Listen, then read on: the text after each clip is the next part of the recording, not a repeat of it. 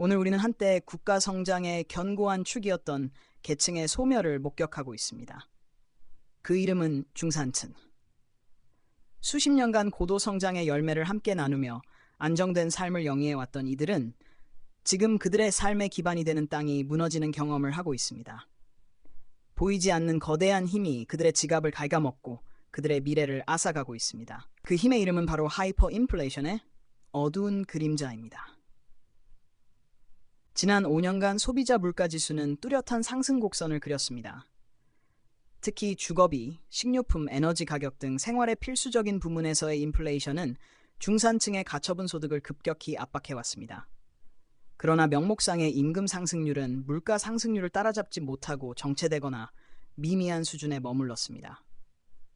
월급은 5년 전 그대로인데 마트에서 장바구니에 담는 물건의 가격은 2배가 되었습니다. 이것은 단순한 물가 상승이 아닙니다. 이것은 실질 소득의 급격한 하락이며 곧 중산층을 벼랑 끝으로 내모는 경제적 살인 행위와 같습니다. 대한민국은 이미 1997년 IMF 외환 위기라는 전대미문의 충격을 경험했습니다. 당시 국가부도의 위기 속에서 많은 가정이 해체되고 중산층이 붕괴되는 아픔을 겪었습니다. 그때의 위기가 주로 환율과 기업 부채라는 외적인 충격이었다면 오늘날 중산층을 위협하는 하이퍼 인플레이션은 훨씬 더 깊고 은밀하게 우리의 일상 속으로 파고들고 있습니다. 마치 깨진 그릇처럼 아무리 채워도 계속해서 새어나가는 돈의 가치. 이 현상의 근본적인 원인은 어디에 있을까요? 경제학자들은 이 현상의 복합적인 요인들을 지적합니다. 첫째, 팬데믹 이후 각국 중앙은행이 쏟아낸 막대한 티의 홍수. 이 과도한 현금은 자산 시장을 부풀리고 결국 실물 경제의 물가까지 밀어올리는 강력한 압력으로 작용했습니다.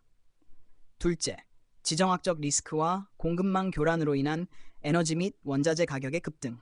이 비용 인상 인플레이션은 기업의 생산 비용을 높이고 최종적으로 소비자 가격에 전가됩니다. 셋째, 한국 특유의 부동산 시장 과열. 자산 가격의 폭등은 중산층의 주거 비용을 천정부지로 끌어올렸고 이는 생활의 불안정성을 극대화시켰습니다. 30년 동안 성실하게 일해온 직장인 김모 씨는 말합니다. 매달 이자를 내고 물가에 맞춰 생활비를 쓰다 보면 월급은 그저 통장을 스쳐 지나갈 뿐입니다.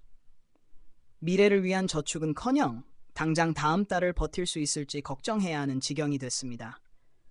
한때 저희 가족은 중산층이라고 믿었습니다. 하지만 이제 우리는 물가 난민이나 다름없습니다. 이 다큐멘터리는 월급은 그대로인데 물가는 치솟는 하이퍼 인플레이션의 위협에 직면한 대한민국 중산층의 현실을 냉철하게 진단합니다. 이 거대한 경제적 충격의 작동 원리를 파헤치고 전 세계 유사 사례를 분석하며 과연 이 위기 속에서 개인과 국가는 어떻게 생존하고 재건해야 할지에 대한 실질적인 통찰을 제시할 것입니다. 지금부터 대한민국의 숨겨진 경제 위기, 하이퍼 인플레이션 월급은 그대로, 물가는 치솟는 대한민국 중산층의 몰락을 추적합니다. 대한민국 중산층의 몰락을 알리는 위기의 징후들은 이제 더 이상 숨겨지지 않습니다.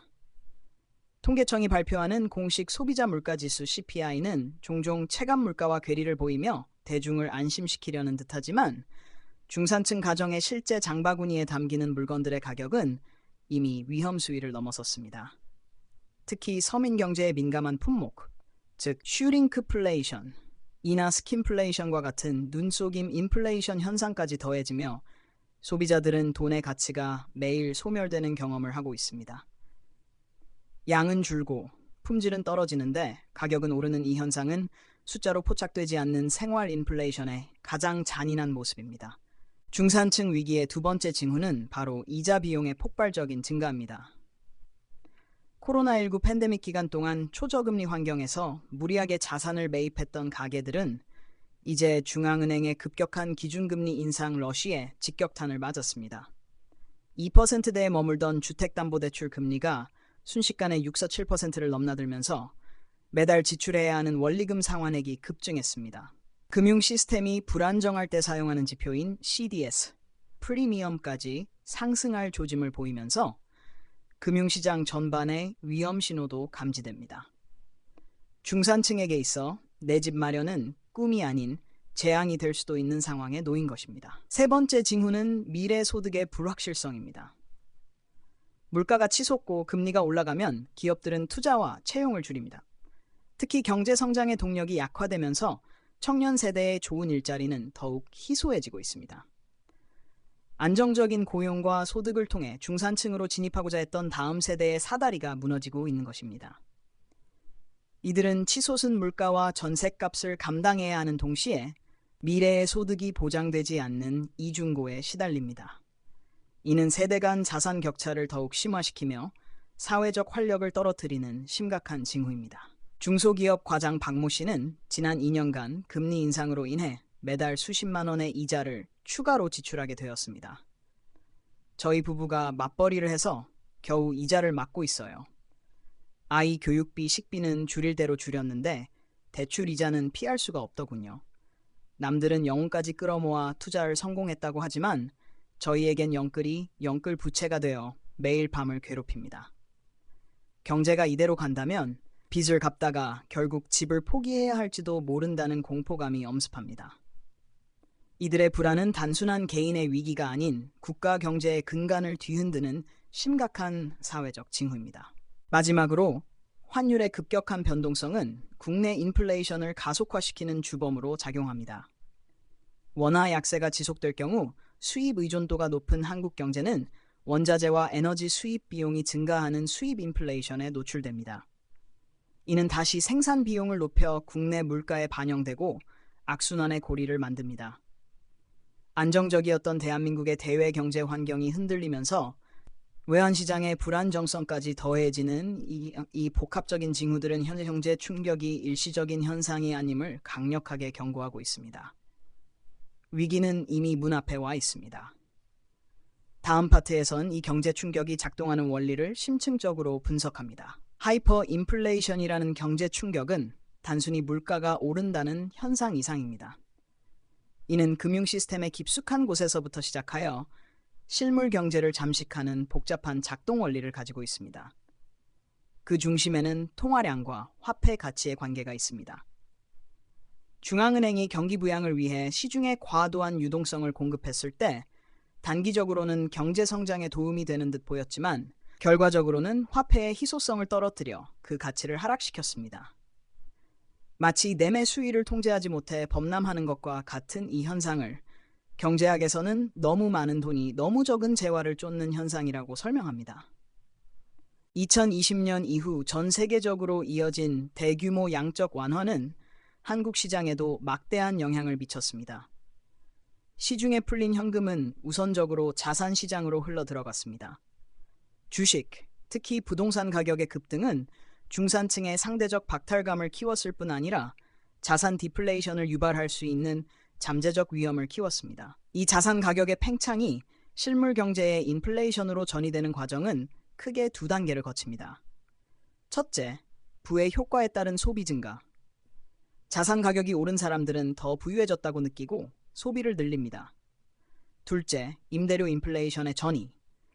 부동산 가격 상승은 결국 전월세 가격 상승으로 이어져 중산층의 주거 비용을 직접적으로 증가시키고 이는 CPI를 밀어올리는 주요 요인이 됩니다. 이 수요 측 압력에 더해 외부로부터의 공급 충격이 더해지면서 인플레이션의 파괴력이 극대화되었습니다. 러시아, 우크라이나 전쟁과 같은 지정학적 리스크는 에너지와 곡물 가격을 폭등시켰고 중국 봉쇄 정책 등은 글로벌 공급망에 치명적인 차질을 빚었습니다. 한국 경제는 원자재 수입 의존도가 매우 높기 때문에 이러한 공급 충격은 즉각적으로 생산자 물가 지수에 반영되고 시차를 두고 최종 소비자 물가로 전이됩니다.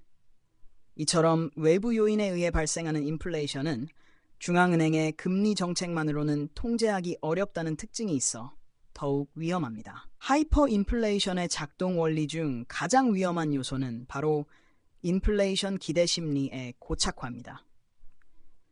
사람들이 앞으로 물가는 계속 오를 것이라고 믿기 시작하면 그 믿음 자체가 현실이 됩니다.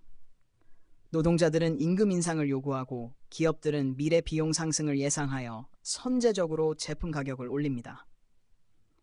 이로 인해 물가와 임금이 서로를 밀어 올리는 악순환, 즉 임금 물가 스파이럴, 스파이럴이 발생합니다.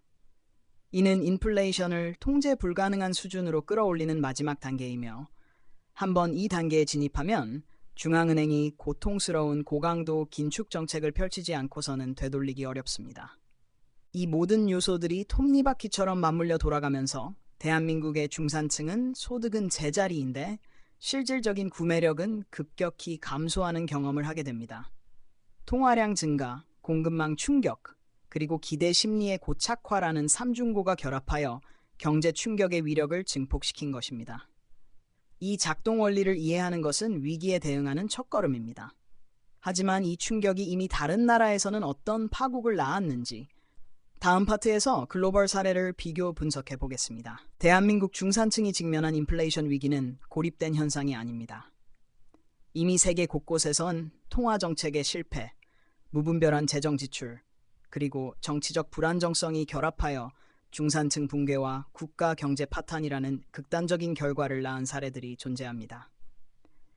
이 글로벌 사례들은 오늘날 한국이 겪는 위기가 어디로 향할 수 있는지에 대한 냉철한 경고를 던져줍니다.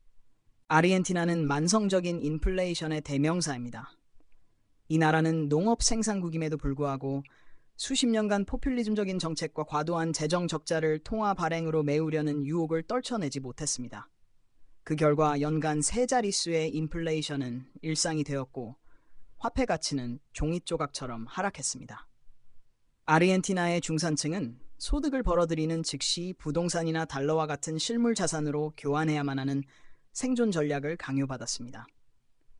정년 퇴직 후 받을 연금이 하이퍼 인플레이션으로 인해 몇 달 만에 가치가 증발하는 경험은 평생 성실하게 일해온 사람들에게 가장 잔인한 경제적 배신이었습니다. 최악의 사례인 베네수엘라는 하이퍼 인플레이션의 종착역을 보여줍니다.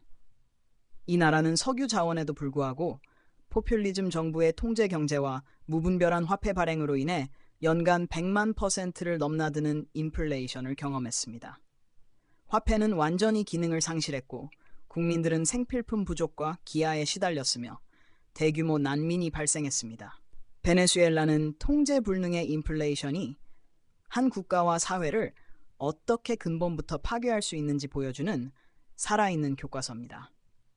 한국은 이들 국가와 경제 구조는 다르지만 재정 건전성 악화, 부동산 거품, 가계 부채라는 취약점들이 결합하면 언제든지 이 파국의 길을 따라갈 수 있다는 현실적인 경고를 무시할 수 없습니다. 다음 파트에서는 이러한 글로벌 위기 요인들이 현재 한국 경제에 미치는 구체적인 영향에 대해 논하겠습니다. 오늘 이야기 요약은 여기까지입니다. 재미있게 보셨다면 좋아요, 구독, 알림 설정을 눌러 응원해주세요.